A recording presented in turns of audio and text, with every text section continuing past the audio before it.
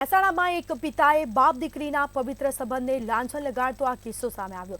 મૂળ ઉત્તર પ્રદેશના અને હાલમાં વડસમા ગામ ખાતે આવેલી આયુર્વેદિક કોલેજમાં મજૂરી કામ કરતા એક શ્રમિકે પોતાની જ 17 વર્ષની દીકરીને હવસનો શિકાર બનાવી।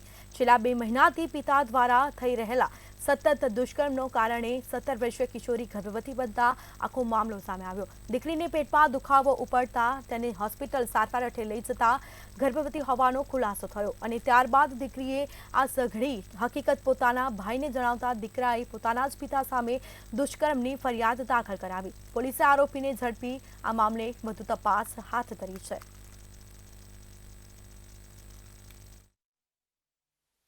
જાણવા મળેલું હતું કે તેના જ સગા પિતાએ તેના ઉપર છેલ્લા 2 માસના સમયગાળા દરમિયાન દુષ્કર્મ કરેલું હતું અને આ બળાત્કાર દરમિયાન એને ગર્ભ રહી ગયેલો હતો।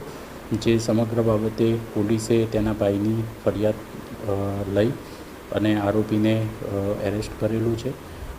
આ બાબતે પોલીસે આઈપીસીની રેલેવન્ટ સેક્શન્સ, પોક્સો એક્ટની રેલેવન્ટ સેક્શન હેઠળ ગુનો દાખલ કરી અને આગળની તપાસ હાથ ધરેલી છે।